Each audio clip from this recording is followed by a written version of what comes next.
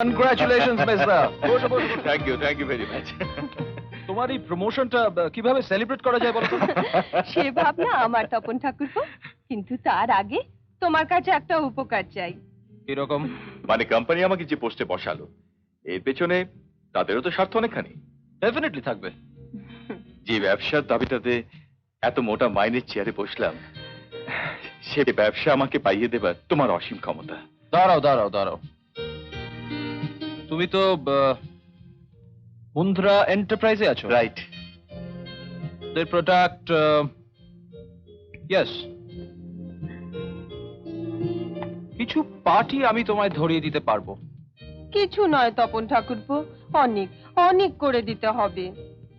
তাই? কিন্তু কেন করব? তোমার সাথে আমার একটা ডেফিনেট হিসেব থাকবে। তোমাকে তোমার পাওনা পার্সেন্টেজ আমি একটুও ঠকাবো না। Not interested. ওরকম 2-4 পয়সার হিসেব রাখার মতো সময় বা মন কোনোটাই আমার নেই। তোমারও যেমন বুদ্ধি, তুমি তপন ঠাকুরপোকে পয়সা দেখাচ্ছ। না মেজ বৌদি, তা নয়। সত্যি বলছি, আমি ভাবতেই পারছি না তোমার কাছ থেকে এই উপকারটুকু পাবো না। বলো, আমাদের বাড়ি কবে আসবে? আমি নিজের হাতে তোমার জন্য রান্না করে রাখবো। আপনার হাতের রান্না শুনে লোভ হচ্ছে টেস্ট করার, কিন্তু প্রবলেম হচ্ছে যে শুধু খাবার তো আমার আবার হজমই হতে চায় না। সে ব্যবস্থাও থাকবে। কবে আসছো বলো? এখনো তোমার রান্না হলো না বড়দি? এই হয়ে এসেছে। তাড়াতাড়ি হাত চালাও, সেই সকাল 11টা থেকে শুরু করেছো। এতগুলো রান্না তো। তা তো হবেই, অত বড় লোকের ছেলেকে তো আর যা তা জিনিস খাওয়ানো যায় না। আগে বলা উচিত ছিল তোমার, না পারলে ক্যাটারিং অর্ডার দিয়ে দিতাম।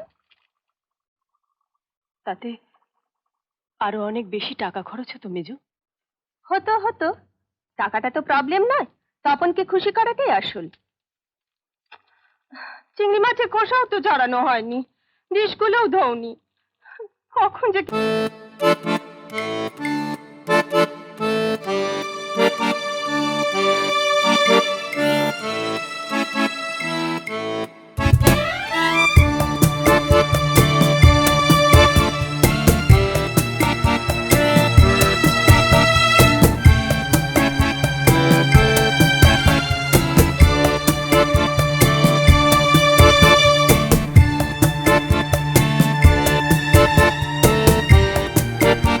তোমাকে সামলাতে বৌদি হিমশিম খাবে। আমার ক্ষমতা তোমার জানা নেই তপন। আজ অবশ্য অসুবিধা হবে না, একা সামলাতে না পারলে তুমি তো আছো। আমাকে খুব বেশি দায়িত্ব দিয়ে দিচ্ছ বৌদি। হ্যাঁ তপন, দিচ্ছি। তুমি প্রণবকে সাহায্য করো, ওকে ওর অফিসের পজিশনটা করে দাও। আমি তো রইলাম তোমার জন্য, তোমার প্রয়োজনে আমাকে পাবে। প্রমিস? প্রমিস।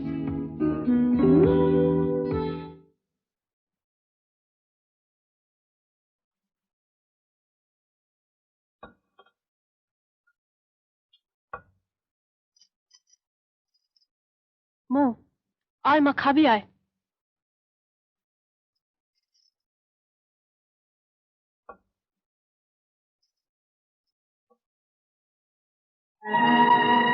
মা, শুধু ডাল আর ভাজা? হ্যাঁ মা, চট করে খেয়ে নে। চিংড়ি মাছ, মাংস দেবে না? ওগুলো কি আমাদের জন্য? অত সব রান্না ওরা 3 জনে খাবে? পারলে খাবে, না পারলে ফ্রিজে রেখে দেবে, কাল খাবে। চটপট খা। মা, একটা চিংড়ি মাছ তুমি লুকিয়ে এনে দেবে মা? ছি মো, দিন রাত মেজে বউ তোমাকে হ্যাংলা বলছে, তবু লজ্জা নেই?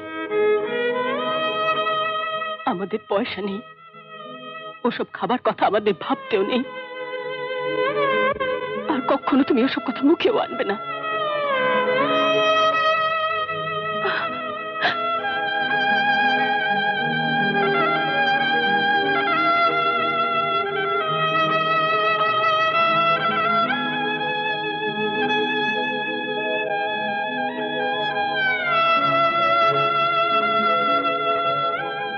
সামনের মাসের মাইনেটা পেলে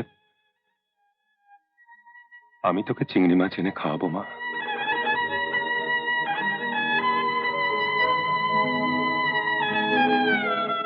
ঠিক খাওয়াবো।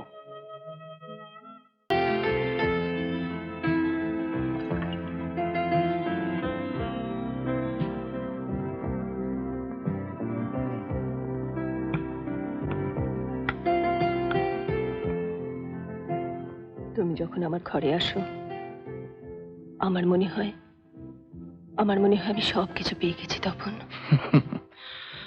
তোমার চাওয়ার সীমানাটা বড্ড ছোট, তাই তুমি একথা ভাবতে পারো। আমার চাওয়াটা বিরাট, তাই সেটা পেতে হলে আমাকে অনেক এগোতে হবে, অনেক। লেবার ক্লাসকে তুমি চেনো না? চিনি, জন্ম থেকে চিনি। বড় লোকের ঘরে জন্মালে ছোট লোকদের চিনতে কোনো অসুবিধা হয় না। আরে জুলি, এসো এসো। তোমার কারখানায় কি কোনো ট্রাবল চলছে? কেন বলো তো?